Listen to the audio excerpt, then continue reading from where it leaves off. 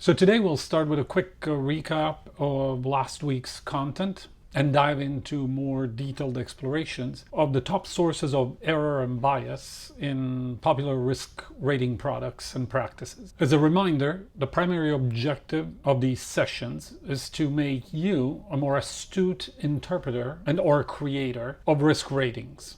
So let's get started. Last week, we began with a couple of examples of extremely popular and familiar risk rating products, such as travel risk maps and scoring scales, highlighting how they survive and thrive despite frequently offering misleading or useless information. We tried to set the stage by reminding ourselves that in order to evaluate the quality, credibility, or value of a risk rating initiative, we should recognize that not all have the same objectives. This distinction affects not only the fact that one rating might be purposely misleading or even disregard public safety, such as a chart designed to show vaccines as being dangerous or ineffective to sell more coffee mugs and t-shirts or to rally a political base, but also that it is in fact quite possible for a risk rating product to be accurate and useful for one audience while being utterly useless, if not dangerous, for another. We introduced the concept of value of information or risk intelligence in terms of uncertainty reduction and talked about how in human behavior, the information value is equal to the difference in the value of behaviors. We then presented a simplified summary model of the social and cognitive psychology research on the subject of risk judgment, perception, and tolerance, highlighting how we're genetically predisposed to abhor uncertainty and risk, and how these effects are often more of an exercise aimed at reducing the feeling of discomfort, stress, or anxiety brought on by the questions of risk and uncertainty, rather than a very scrupulous research or, let's say, perfectly irrational activity. That is to say that we understand today quite well that the strength and conviction of our feelings and judgments about risks have practically zero correlation with their accuracy. And we also mentioned how significant these real or imagined ratings and scales can be in shaping our behavior. But since we are addressing the specific subject of ratings today, I'd like to take a minute to emphasize again the base rate fallacy, which is also referred to as base rate neglect, one that describes how we're generally skeptical of statistics and uninfluenced by them, and that will rather rely on personal experiences and anecdotes anytime, every day. An interesting example of the base rate fallacy has been playing out very recently on Twitter and other social media posts in anti-vaxxer, QAnon, and other conspiracy circles about the fact that among COVID-19 deaths in the United States, the number of vaccinated people is higher today than unvaccinated ones. And this is really a great example of this specific fallacy and how our brains are really not wired for math and statistics, but rather influenced by affective polarization, anecdotal evidence, even for risks that are relatively easy to calculate, or I should say are well documented.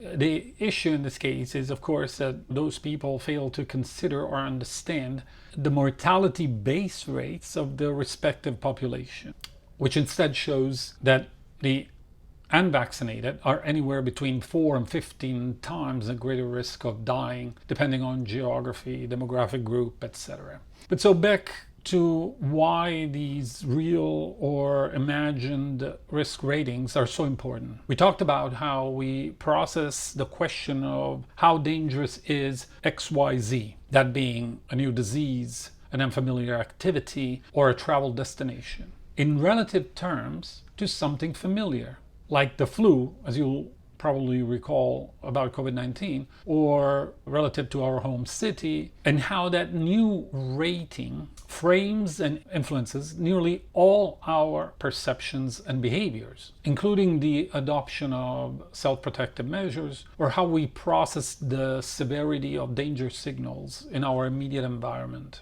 So let's talk a bit more about some of the core challenges we mentioned that contribute to poor or misinforming risk ratings. We'll start by addressing both ambiguity and measurement methods and scales, as they often overlap and occur in the same context. So despite its familiarity and widespread use, much of the language of risk can be terribly ambiguous.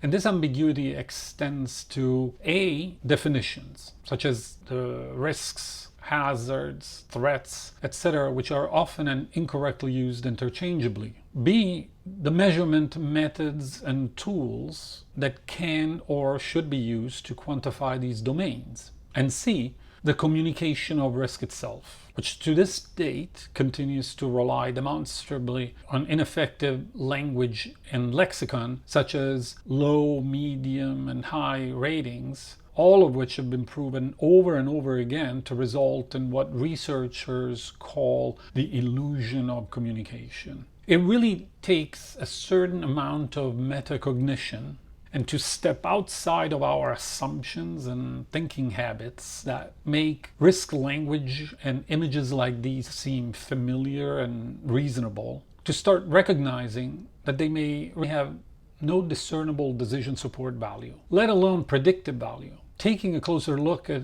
the definition is how we can start. So the idea that one could combine into a single rating factor things like political violence, pandemic risks, social unrest, and petty crimes is certainly appealing, but is basically science fiction and complete nonsense.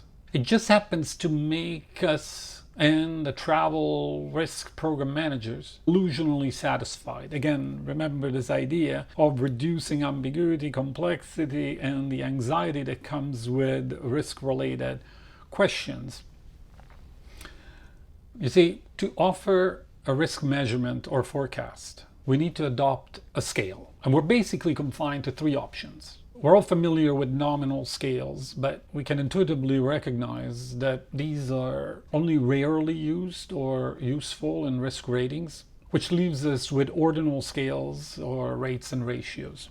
Now, ordinal scales can admittedly be at times used effectively to communicate threats, hazards, and in some instances even risks. This is only true, though, under considerably strict circumstance. And allow me to list these because they include, first, that they must be very narrow and specific about what they address. Crime, for example, is not a narrow enough concept, and neither is health, let alone something like travel risk. Second, they have to adopt less vague or ambiguous language in the description of each rank. What does 1 mean? What does level 3 mean? And so forth. Third, their objectives should be limited to communication and behavior, encouragement, solicitation, not to measure or forecast. And finally, they can never, ever be used in a cumulative or aggregate mode with other factors in the same or other ordinal ranking systems. Unfortunately, arbitrary and pseudo-quantitative ordinal rating scales based on informal expert opinions are the de facto standard of the risk consultancy world, which is, I'm afraid, populated by folks like myself and my esteemed colleagues who joined the profession following a career in law enforcement, military, or intelligence, where most are never trained in quantitative analysis or statistics, and are often fairly innumerate, steeped in experience-based and clinical thinking, and convinced that things like violence, criminal victimization, or accident risks cannot be measured or estimated with real-world value, applicability, or accuracy. Instead, unlike other scales, rates and ratios are the only quantitatively defensible risk scales. provided they reflect correct data or estimates. Now, this is the language of incident numbers and rates, of mortality and morbidity, and the only form of measurement that permits calculations, allowing us to add, subtract, multiply, or even weigh factors in terms of impact, which is very important in the risk domain, and something that we do routinely in the medical field with standardized approaches to weighing mortality versus morbidity for virtually all diseases, are also the language of probability. Therefore, the only method that enables us to model phenomena statistically and with higher predictive value, which again, I'd like to remind us, is the main purpose of risk measurement and rating.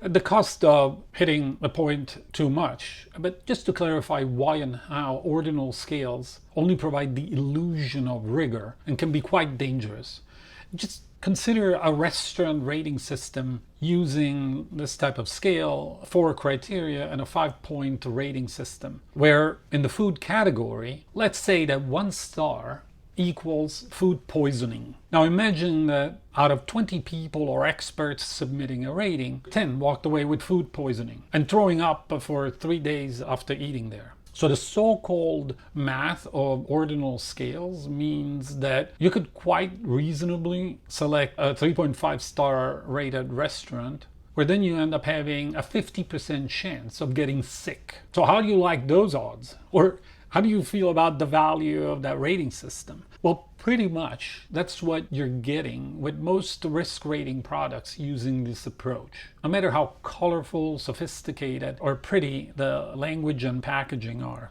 And let's see how this unfolds in the real world in practice. Last week, we briefly mentioned this one example of a professional publication that includes a city-level travel risk score that we can assume is aimed at informing or shaping our decision about personal safety and security. Now, I can assure you that 95% of this publication's readers, if not more, would not be in a position or have the ability to question these ratings and would most likely take them at face value. Now, let's start, as we suggested, with an exploration of the intent and methodology of this rating. Notice words like predictive analytics, artificial intelligence, but then political stability, neighborhood level police presence. Now, if you started noticing a pattern of flowery language and an absurd number of factors, then imagine how these could even conceivably be blended and rated on a homogeneous scale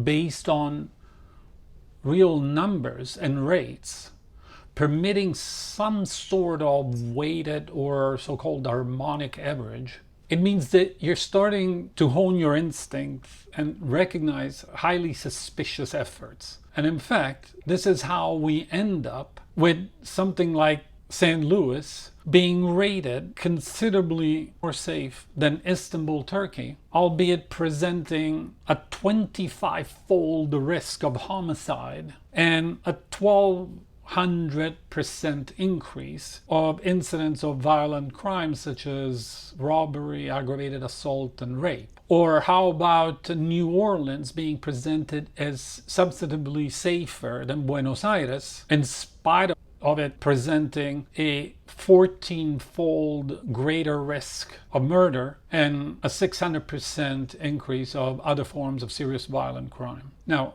the former is a particularly egregious and crude risk rating effort, despite the fact that we found the same vendor behind these ratings in a variety of commercial travel websites and applications. But I can assure you that this flawed approach is actually extremely common and unfortunately afflicting the work of very reputable professionals and organizations. If you're still not convinced, you may want to take a look on your own at a couple of voluminous pandemic risk and resilience rating efforts, such as the 2020 Inform COVID-19 Risk Index by the Disaster Risk Management Knowledge Center of the European Commission, aimed at rating countries at risk from health and humanitarian impact of COVID-19. Produced at the very onset of the pandemic, by the way, and projecting the United States as being 15th best positioned to thwart this health hazard.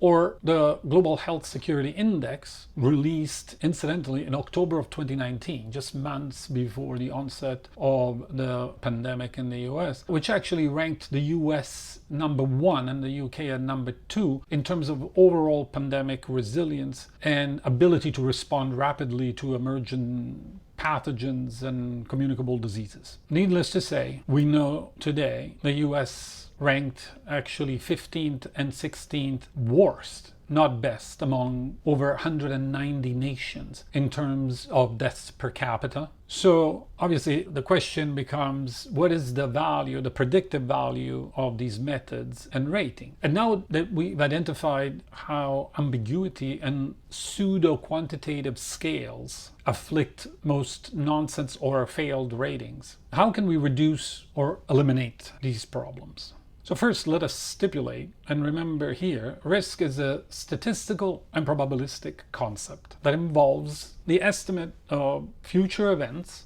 of a specific type and impact. As we're speaking about personal and travel risk, it turns out that the executive protection field can actually offer us great guidance in terms of what we should prioritize and measure from a personal risk standpoint, which we would expect to be also the primary focus of travel risk management efforts.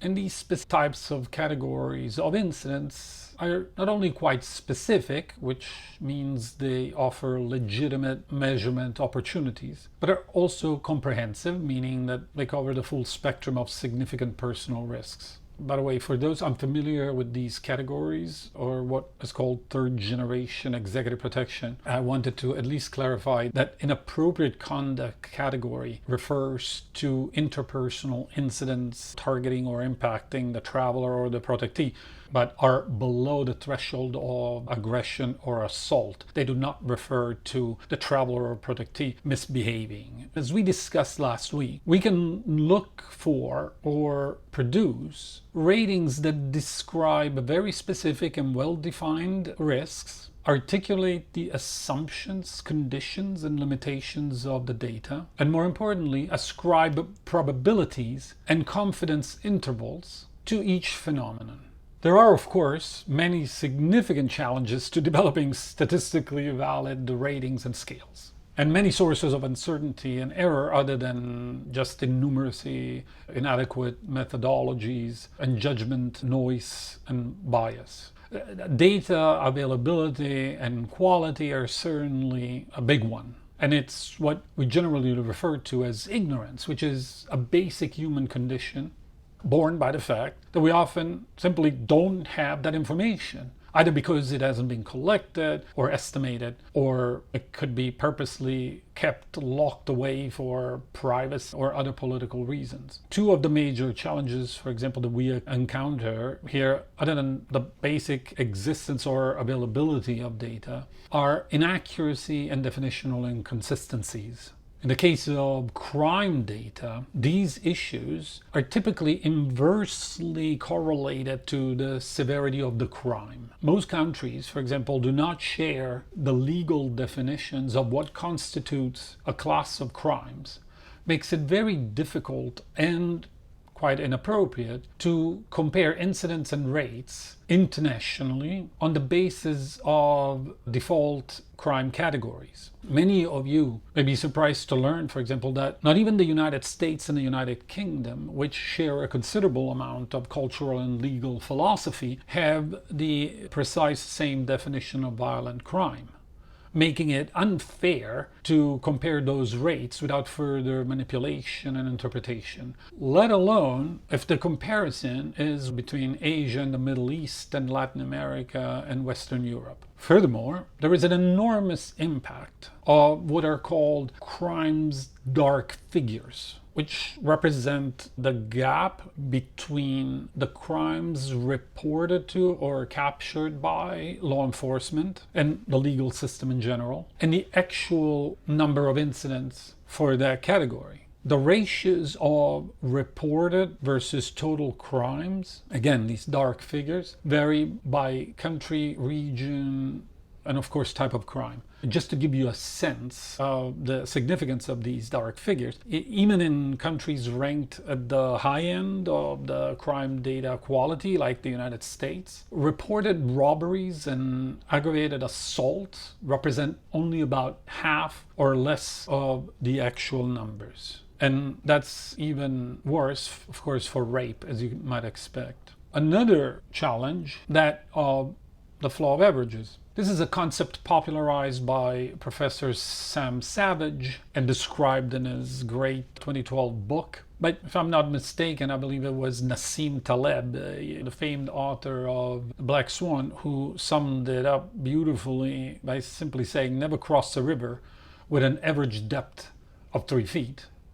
The most obvious place to start is that of geographic or spatial averaging, which is what we already mentioned with reference to the global risk maps, painting each country in one of 5 or 6 risk colors, and how most of us have an intuition of the silliness of such products, but can't really put a finger on, decide, or articulate why they can be actually more dangerous than beneficial. So now, at the cost of oversimplifying the efforts required to produce some of these maps, assume that these ratings are based on national homicide and crime statistics and organized in 5 or 6 buckets or bins containing a range of min and max incidence rates per 100,000. Now let's apply that to the US, where the national murder rate in 2020 was 6.5 per 100,000. And let's assume that the bin or bucket we find ourselves in ranges from 5 to 8 per 100,000, which is already a non-inconsequential 25% margin of error in each direction, and placing us, say, in level 2, yellow. Here you see the US cities with 100,000 inhabitants or more and their respective murder rates. Your odds of visiting one of these cities and being in this rating class or categories are less than 1 in 3. And for most of the ratings transgressions, you'll be in cities with substantially higher murder risk than averages, such as 70, 150, or even 500% higher. The problem, you should also know, is particularly severe for countries with a high incidence of violent crimes and other personal risks, simply because of the very nature of the flaw of averages. It turns out that demographic averaging errors can be as, if not more severe, than geographic or spatial averaging.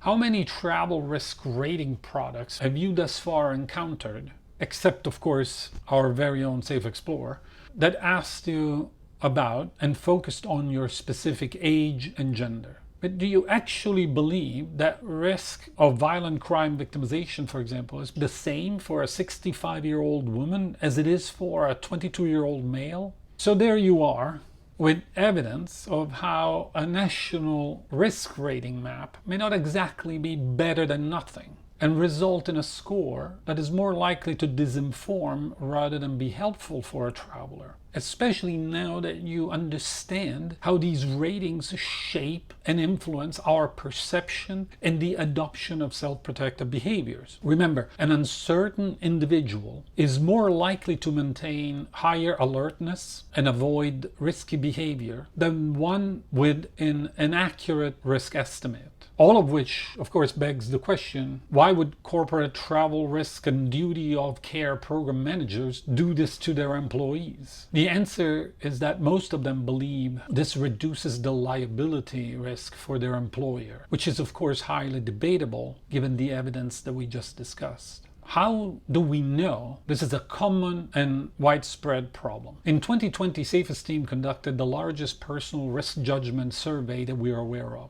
and measured personal and travel risk judgment quality for hundreds of members of the security and travel industry, as well as members of the general public. The answers in blue are from the general public, answers in red are from the professionals. And aside from noticing the quite apparent and astronomical degree of error by some of these estimates, some even professionals had the impression that for this New York City resident traveling to St. Louis would produce a reduction in homicide risk, where it actually represents a 1,600% increase of that risk.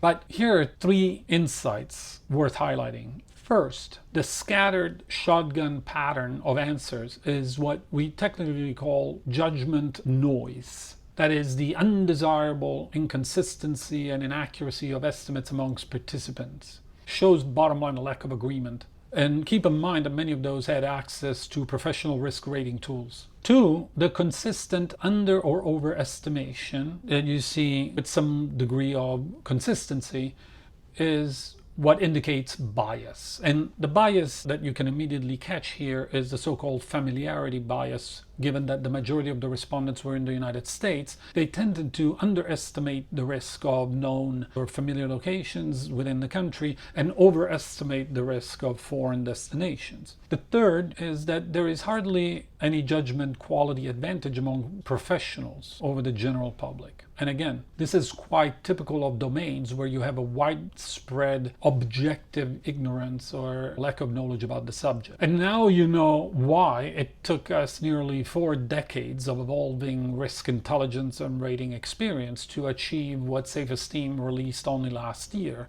and that we consider the holy grail of travel risk ratings and decision support intelligence. That is a demographic specific city level measure of violent crime victimization, disease, and accident risks expressed in relative terms to the traveler's home city, which is how we humans like to understand and interpret risks.